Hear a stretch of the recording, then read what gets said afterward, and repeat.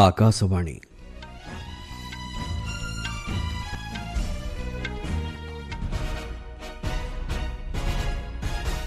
संवाद पढ़ुछन्ते चंदन घोष।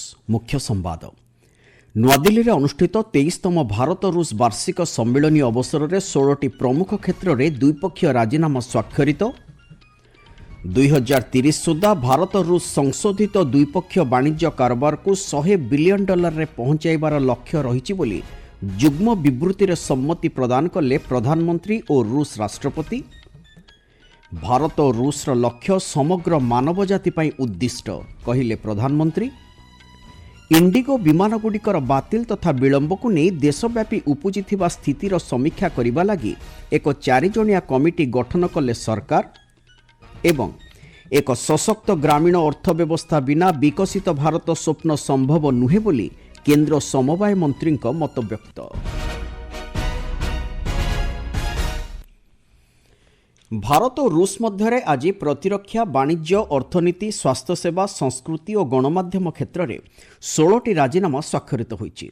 आज नुआदिल्ली में अनुष्ठित 23तम भारत रूस वार्षिक सम्मेलन पर प्रधानमंत्री नरेंद्र मोदी रूस राष्ट्रपति व्लादिमीर पुतिन सह एक युग्म सांबादिक सम्मेलन में उद्बोधन देइछन्ति। श्री मोदी यह अवसर में आशा व्यक्त करि कहिछन्ति वैश्विक आह्वानगुड़िक सफलतार सह मुकाबिला करने दिगरे भारत और रूस बंधुत्व शक्ति जोगाइब। एही विश्वास ही उभय देशर भविष्यत को अधिक सशक्त करिबारे सहायक हेब। संत्रासवाद विपक्ष लड़ाई रे दुई देश कांध को कांध मिसाई दृढ़ भाव मुकाबिला करिसेंति।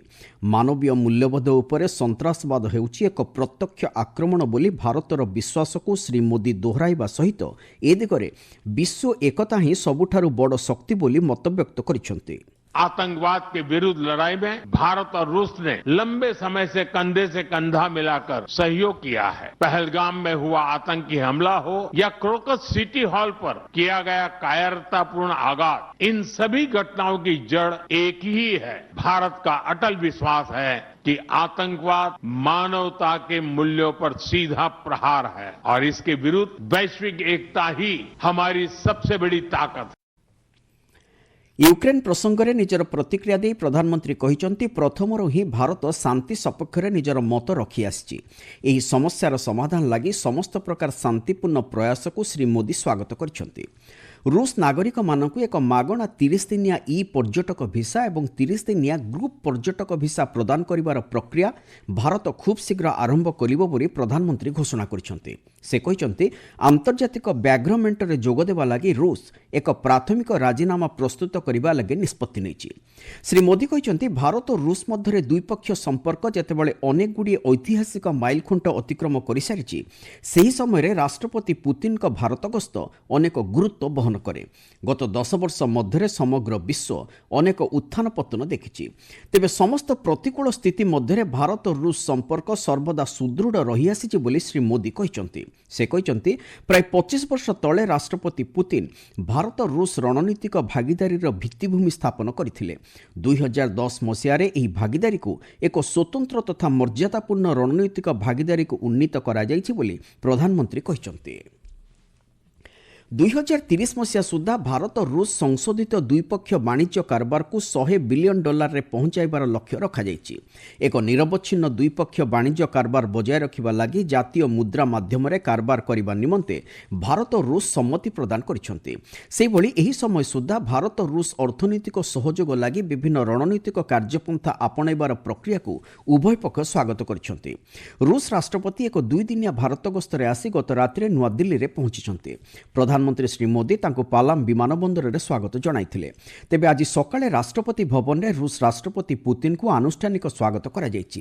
परे से राजघाट जाई महात्मा गांधी को समाधि पीठ रे श्रद्धांजलि अर्पण करिसंति।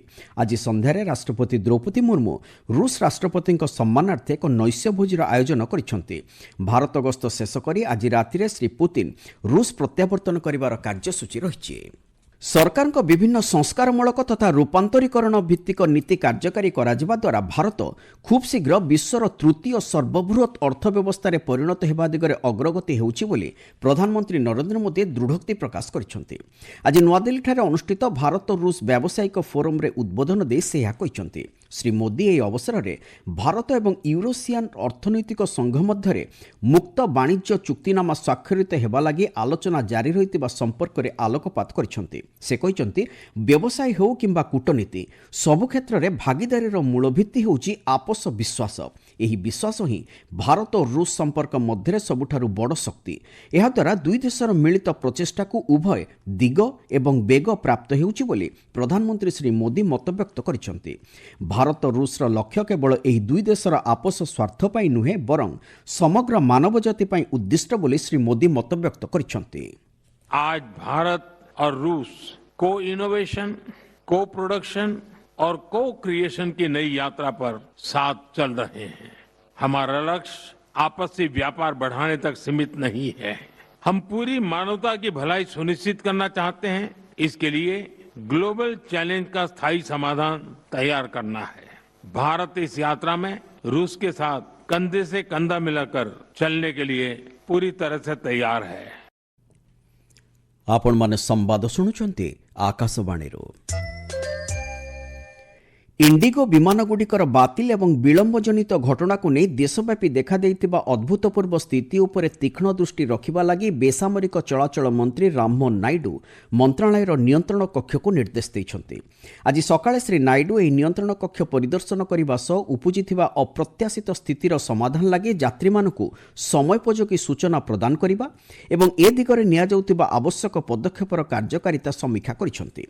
इंडिगो विमानगुड़िकर बातिल तथा विलंब को उपुजिथिबा स्थितिर समन्वित समीक्षा करबा लागि केंद्र सरकार इतिमध्ये एक 4 जणिया कमिटी गठन करिसन्ति। 15 दिन मध्यरे ए संपर्कित रिपोर्ट दाखल करबा लागि कमिटी को कहा जायछि। बेसामरिक चलाचल निर्देशालयर महानिर्देशकक पक्षरु ए संपर्क रे दिया जायथिबा एक विवृत्ति रे एही सूचना दिया जायछि। मिलिथिबा सूचना अनुसार एही कमिटी देशव्यापी देखा देइथिबा इंडिगो विमान चलाचल व्याघातर कारण संपर्क रे अनुसंधान करिवो। विमान चलाचल स्वाभाविक करबा दिगरे संपृक्त संस्था पक्षरु आवश्यक पदक्षेप निया जायछि कि नाही एवं एथिलागि किए उत्तरदायी से संपर्क रे एही कमिटी अनुसंधान करिवो। अन्यपक्षरे इंडिगो एयरलाइंस विमानगुड़िकर समूह बातिल प्रसंग आज अनेक सांसद शून्यकाल संसद में उठाई। यातर उत्तर रखी संसदीय व्यापार मंत्री किरण रिजिजू कहते एही प्रसंग में से विभागीय मंत्री श्री नायडू सह कथबार्ता करने सहित यार किपरि तुरंत समाधान करा जाय परिबो से दिगरे पदक्षेप नेबाकू अनुरोध करछन्ते। एक सशक्त ग्रामीण अर्थव्यवस्था बिना विकसित भारत स्वप्न संभव नुहे बोली स्वराष्ट्र तथा समवाय मंत्री अमित शाह कहते। आज गुजरातर गांधीनगर स्थित महात्मा मंदिर ठारे अनुष्ठित नाबार्ड IAMAI भू सम्मेलनी 2025 उद्घाटनी समारोह में उद्बोधन दे से कहते। श्री शाह कहते समवाय क्षेत्र अभिवृद्धि उपरे सरकार प्राधान्य दे कार्य करने सहित यार संप्रसारण लगी अविरत प्रयास करुछन्ति। एहा द्वारा उभय ग्रामीण एवं कृषि क्षेत्र विकास संभव हो पारिबो बोली केंद्र समवाय मंत्री मतव्यक्त करिसन्ति। से कहते आगामी दिन में देशर सामग्रिक घरोई उत्पाद को समवाय क्षेत्र अवदान को 3 गुणा वृद्धि करने लगी सरकार लक्ष्य रखिछन्ति। प्रत्येक पंचायत रे समवाय संस्था स्थापन करा सहित ए दिगरे सरकार आवश्यक पदक्षेप ग्रहण करिवे बोली श्री शाह कहते। हम कुछ ही सालों में हर पंचायत में एक कोऑपरेटिव बनाएंगे।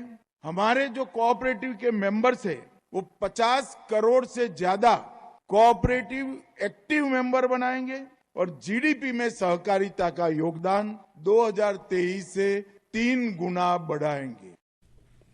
खूब शीघ्र देशव्यापी समवाय टैक्सी और समवाय बीमार शुभारंभ करा सहित समवाय प्रकल्प गुड़िक मध्य सहयोग आरंभ करने लगी पदक्षेप नियाजिबो बोली श्री शाह कहते। चलित आर्थिक वर्ष में महात्मा गांधी जातीय ग्रामीण रोजगार सुनिश्चित योजना अधीन में विभिन्न राज्य और केन्द्रशासित अंचल को 68,393 कोटी ऊर्ध्व टंका प्रदान करा जायछि। केंद्र ग्रामीण विकास राष्ट्रमंत्री कमलेश पासवान आज राज्यसभा में ए संपर्कित एक प्रश्नर लिखित उत्तर में यही सूचना देइछन्ति। श्री पासवान कहते एही योजना अधीन में मजूरी बाबद अर्थ हिताधिकारी बैंक अकाउंट को प्रत्यक्ष लाभ हस्तांतर माध्यम सरकार प्रदान करिथान्ति। मुख्य संवाद गुड़िक पुणी थे। नुआदिल्ली में अनुष्ठित 23तम भारत रूस वार्षिक सम्मेलन अवसर में 16टी प्रमुख क्षेत्र में द्विपक्षीय राजीनामा स्वाक्षरित। 2030 सुधा भारत रूस संशोधित द्विपक्षीय वाणिज्य कारोबार को $100 बिलियन रे पहुंचाइबार लक्ष्य रही जुग्म विवृत्तिर सम्मति प्रदान कले प्रधानमंत्री और रूस राष्ट्रपति।